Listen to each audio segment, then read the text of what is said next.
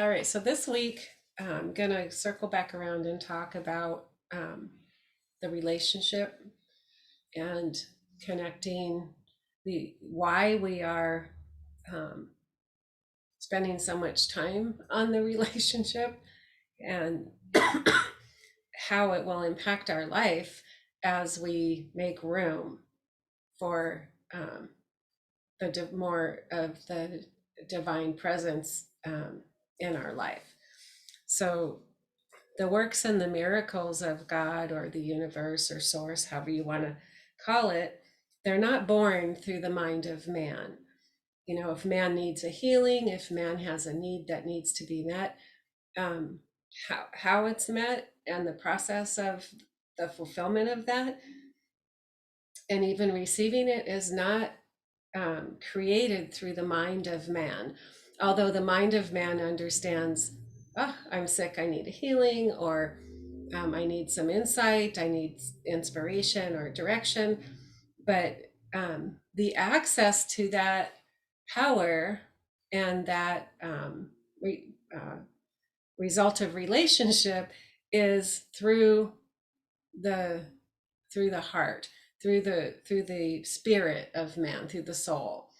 So the miracles are not activated by our ego mind.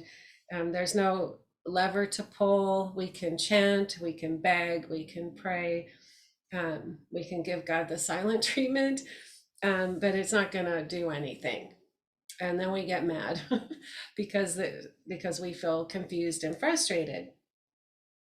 So how do we um, connect with the eternal power that we are, and how do we um, begin to fully understand and own the attributes that are ours because of our divine nature? That's what we're going to be talking about a little bit. So we meet them, we become familiar with them in the vast space of the universe, and we become connected with them in our inner sanctuary, um, our soul. So where we meet the divine is where we connect with our eternal light and our eternal spirit, and then through that we connect with the divine, um, the universe. That's how we access that power and tap into it.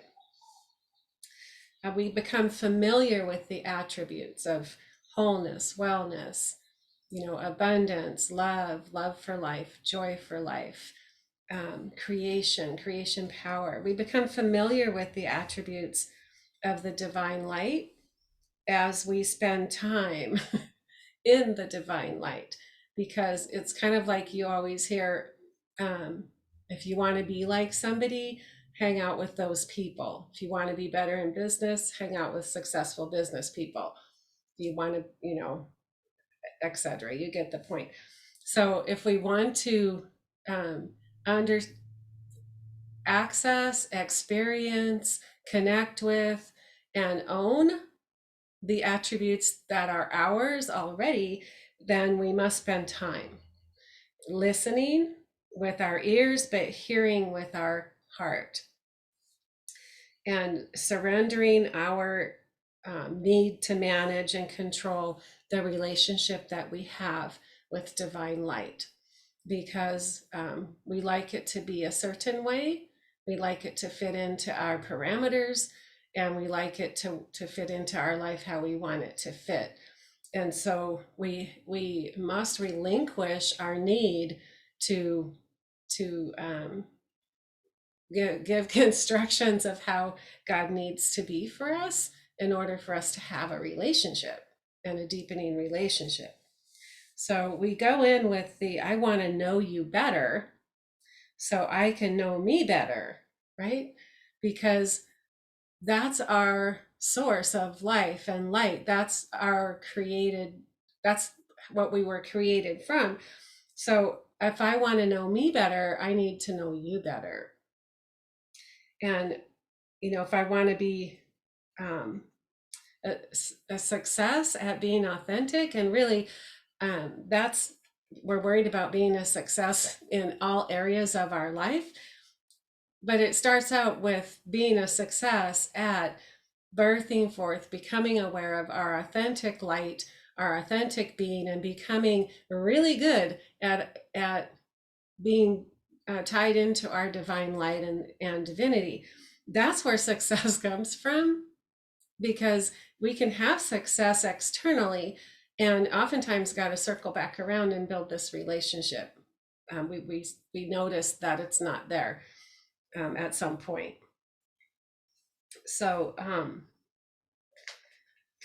this does not require us um, to be a monk, to sequester ourselves away in a monastery, and to spend hours and hours a day in silence.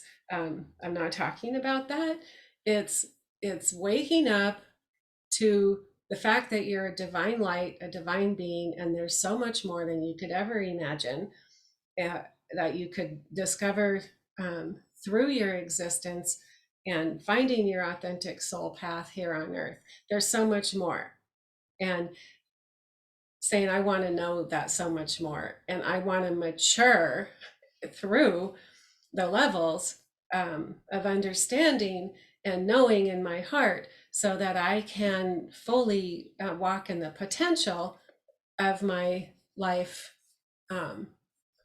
spiritually, because really that's why we're here. The stuff that we do is the stuff that we do. So we're here to be a divine light, not through following rules, rituals, acting out what we have been taught to be spiritual. We have to discover for ourselves and connect with that relationship. We don't do it through our job necessarily. Sometimes our job is an expression, but not always. Like we pick that pretty much, or it's picked for us, or we kind of stumble into it. We pick something because we're interested in it, or we think it's going to support us for the rest of our life or something. So we're here to connect with the light within and sit with our open hearts and really allow the presence to become familiar to us. And it's because we want to run in and get a nugget or run in and with our list or our problem or what we think somebody else's problem is. But we really need to sit with an open heart, and we need to sit quietly. We're there as we're not the master, we're the student. So we behave that way. We go in and we sit and we open our hearts and we allow the presence to become really familiar to us. We begin to feel the familiarity of our own light, our own divine presence. And then we from there we feel the presence of divine life all around us and in everything that we see, right? And we have to become aware and then become familiar, because it's a relationship that we're building over time to move so that we are more and more pliable and more able to be directed and used to bring goodness to the planet and to the humanity, right? So um, so we let the light, we sit there and we become familiar, and we let the light into every corner of our existence. We don't hold back and think that something that we don't want to show that, or we don't want to think, but we open ourselves in the warmth of the love and let it seep into every nook and cranny of who we are and who we've been and everything else. And till at some point we truly know what love is. Because until we're surrendered, until we let go of our concepts and our ideas about um, the divine presence and how we're supposed to be, and following this rule and that rule and all of that, we don't know what love is until we have sat become familiar and we become naked. And in becoming naked, we are surrendering those things, those concepts, those thoughts, those experiences that are not in line with the light that we are. They're not necessarily, there's no judgment, good, bad. That's humanity. We've taught ourselves to do that. There's just, this is not gonna fit going forward. This is, I'm done with that.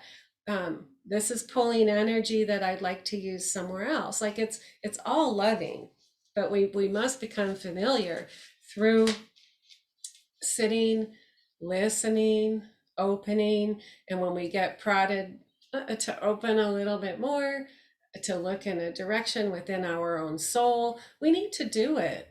We need to do it. Like that's what we're here for, is to not wander around in the darkness, but we're here to be walking boldly and with power and bringing that energy to help the creatures, the planet, humans. We don't decide how they're going to be helped. We're a vessel. We're a vessel that then begins to shine more and more powerfully for divine good, right? And we don't have to decide what that is, where we become more and more available to really inhabit the truth and fullness of our divinity. So we relinquish our grip on the need to be someone, because we know we are someone. And we spend a lot of time trying to become something, to become someone, to look like we're someone, because we think it's important. We think that it says something about us, but really we're perfect exactly how we are. And when we, the fear about letting go of the grip on where I'm going and what I'm doing and all of this, is that we think that that's what's keeping us going, and that's where satisfaction is. And if we release our grip, we'll fail, things will fly away and stuff like that. But it isn't true. We're so deeply loved, and what's here for us is so much more than what we can see for ourselves. We're in a very limited scope with what we can see for ourselves and what we're created for. So we show up open. We allow our ideas of God to be expanded from what we've been taught. We have to be willing to allow divinity to introduce itself in its many facets. Letting go of the box that we have created that divinity must live in. We're willing to allow those barriers to come down. We're willing to expand, to allow divine love to show us who and what it is. So much more love, right? We have to be willing. Nobody's going to strong arm us to become open and receive love. We open, we make room. We are willing to look at our concepts and opinions and ideas and allow light to shine on them, and allow our awareness to become expanded, our knowledge, our experience of divinity to become allow it to be exactly what it is, much bigger, much more loving than we have conceived, because we don't remember when we get here. So we're taught, and we only have what we're taught or not taught. So the healing of our life, healings and the reordering, the revelations, the transformations, that is a daily process. It's available to us. It's a daily experience. We open ourselves to be instructed, we open ourselves to be loved, and we receive we receive healing. You know, healing, tuning up of our energy can be considered a healing. You know, by changing a concept, we're no longer in that negative vibration. We are now healed from that. To take it deeper than just you know, your arms hanging off and you need a healing.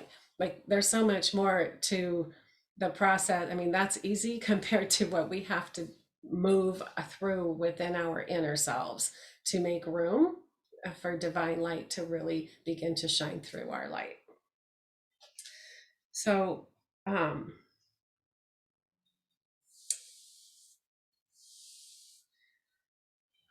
so I talked a little bit about vocation, but you know, we kind of pick it based on the things that I said.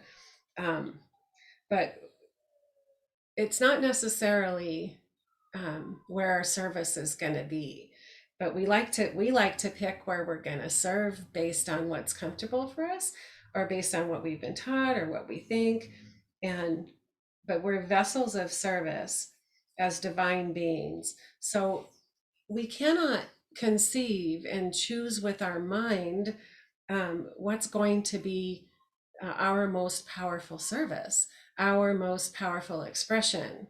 Like, we get that through, it begins to manifest through the relationship, through the connection of our light to divine light. It begins to have a channel to flow through you, and it's not going to always be how you think. You know, if somebody, you know, thinks it's I have this beautiful singing voice, I'm going to serve through singing, that's how I'm going to do it, and they go off and they sing, and that's that. But we all have a voice. And you know, I took some classes one time and they were like, everyone has a voice, you got to go find it. And it might not be a singing voice that people want to hear, that they'll flock in and pay money for, but we all have a voice, a singing voice. We all have an expression, and we have to be open to where that's leading us. Not to say it isn't singing, but you know, with the onslaught of all these reality shows, there's a gazillion people with a beautiful singing voice, right? Most people, I think, have one. So we begin to open to it might not be where I have pointed myself, and it might not be with the talents that are obvious to me or that people are choosing as talents that are talents and other ones aren't. So if you find yourself in chance encounters all the time, and people are coming across your path, and you are able to minister to them a good word, or that could be your singing voice, so to speak, or joke telling, right? Or cooking a fantastic meal, or providing words of wisdom or soothing words, not from here, but it will bubble up and flow through you from your heart. You'll be like, where did those words come from? You know, I can't believe I'm talking to this total stranger. It'll be something out of your comfort zone, not something that you're like, oh, that person looks destitute, I will go minister to them. That's out of here. That's good. But we're talking about tapping in on a deeper level, laying down what we think, who we think God is, and what we think it expects of us, but tapping in and letting it move through us, because we are little gods, like we're the same energy, but we only see life through our perspective, through our tiny window. That's the world that, and my perspective is formed out of my past life up to this point, and your perspective out of yours. They're not going to be the same. But the universe, God, sees all things in neutrality, knows what's needed, knows how to put you, where to align you, how to bring somebody into your life. Like, we want to be in a place where we are hearing and moving in this type of relationship. Like that's where we're going with this, so we can be the most productive and most satisfied while we're here.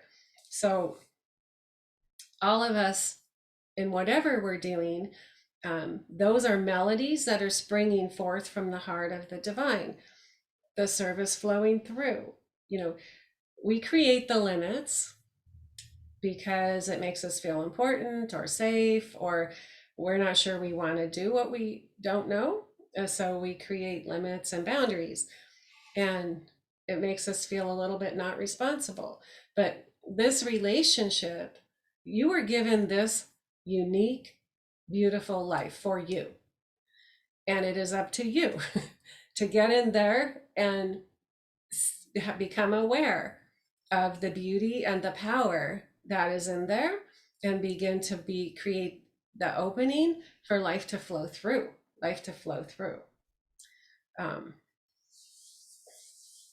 The battles that we fight are fought within, in giving up control, in surrendering, in trusting. Trust is huge. It is a big one to trust in. We say, I trust God, but do we? Can we let go of concepts of ourselves and trust that it's going to work out okay? Like, really got to get in there and say, do I trust? Like, what if everything was laid bare? I don't know. So, everyone has come through a battlefield. The wounds of the heart are deep, right? We say that we look at people and we go, oh my gosh, how could that person will never recover from that, right? And that's not compassion.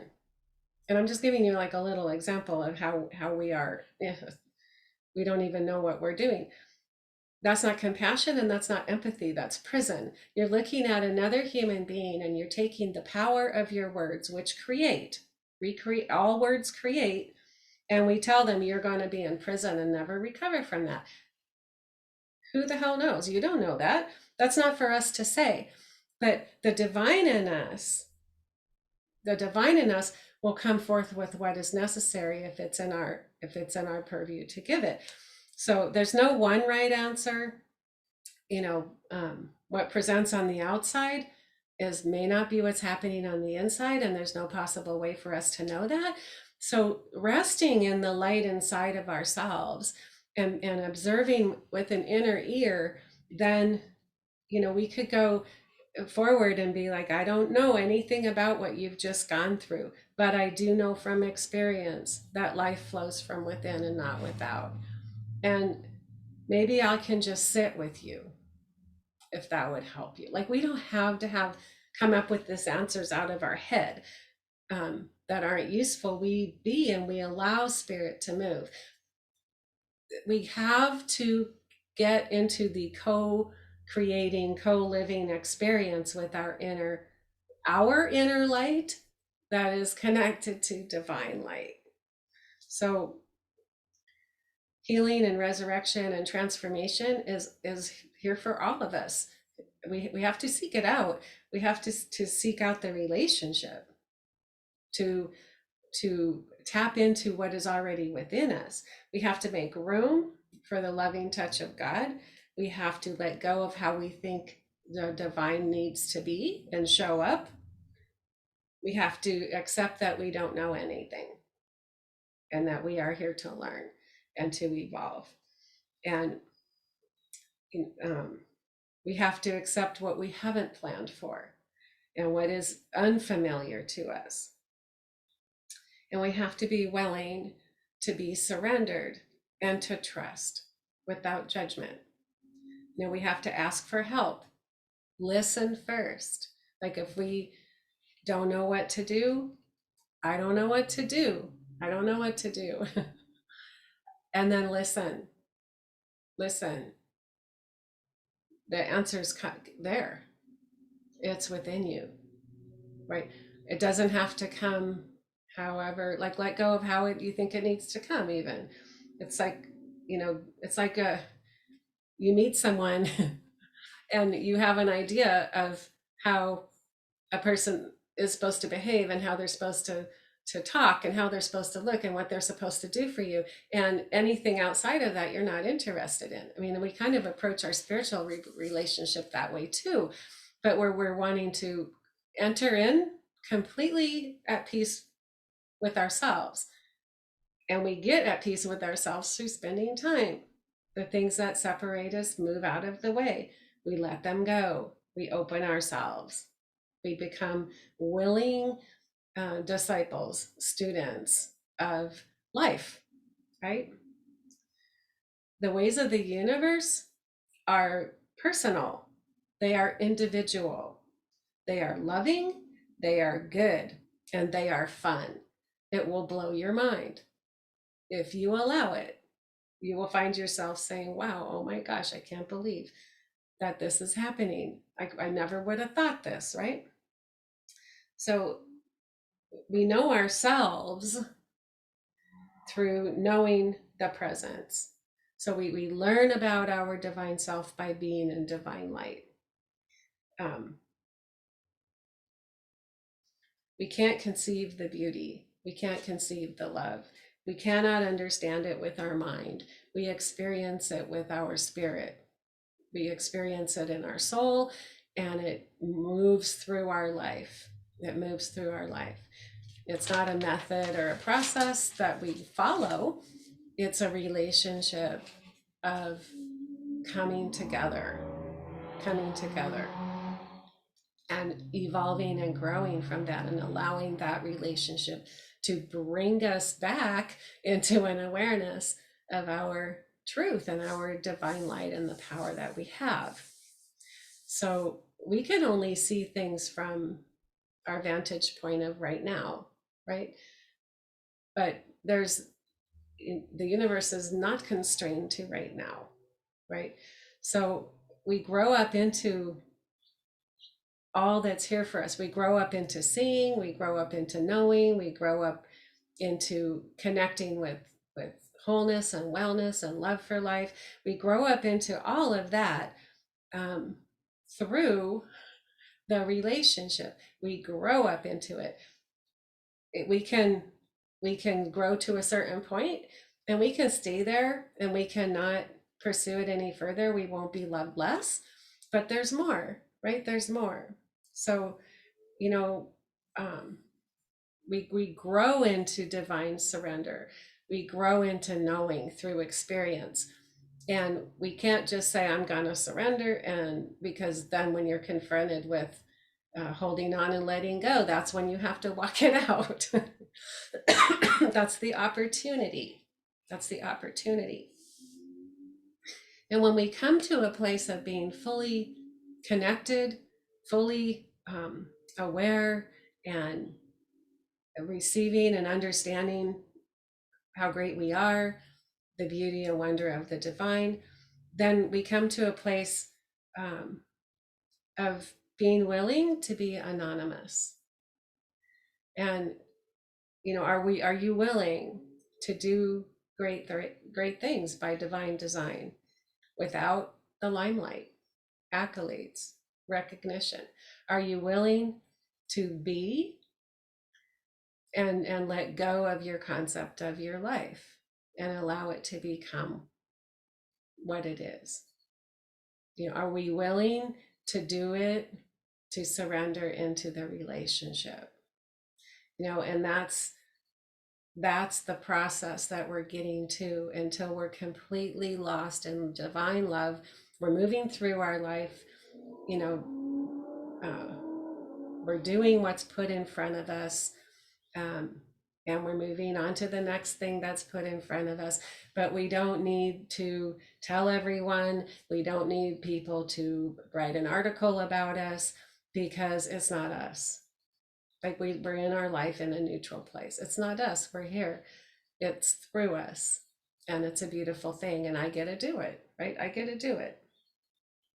So we come into a place where we know we are divine light. And I and my creator are one. I'm surrendered to the hand of God reaching through this vessel and touching the earth and humanity. Right? We get to a place where we are tuned up and tuned in. And, this is a lifestyle. It's a way of being. It's not a mental choice. We have to put feet to it. So in moving from understanding that we can access a spirit through the heart, and then we have our connections, and then we're experiencing the move of spirit through our meditation and through our awareness. Now we're moving along level to level, right?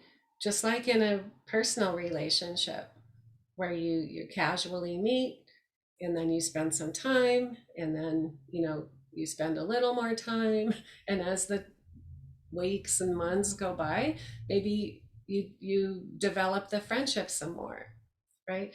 And then all of a sudden you look back and you're like, oh my gosh, I've known this person for years, and now there's a bond there, right? There's a bond there, there's a connection. So we are letting go of our concepts, our hard beliefs about how we think everything needs to be and how divine love needs to be, and we are opening to allow ourselves to be shown. The universe is chasing us down all the time and saying, let me love you, let me love you. And our human brain goes, I am, but we're only allowing it in the format that we want to receive it. That won't really cost us anything or a little bit. But, let me love you. Let me show you you, right? Let me guide you. Let me, your vision's too small. Your vision's too small, right? Pick another one. Like, that's the message. I've gotten that message so many times. Your picture's too small. Use a bigger paintbrush, right? Your vision's too small. I could say, this is my vision, dang it, and this is the one I want. Give me this one and I'll go bigger. I'm like, okay, I don't have to even know what it is. You show me my vision, because I obviously am thinking way too small, right? But it's a back and forth, a collaboration. It's a co-creating lifestyle of goodness and fun and beauty and love. And it's here for all of us. And we access and understand the power, the beauty, the love, and the vision through the relationship, through the sanctuary, not here, but in eternity. In eternity, we go past the mind into the heart and out into eternity. And that's where we access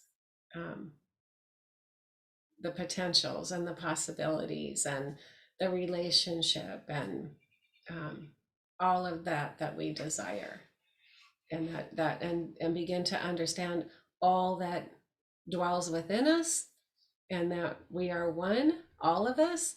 What one does affects all of us. So we may as well be tuning up. So that's my message for today.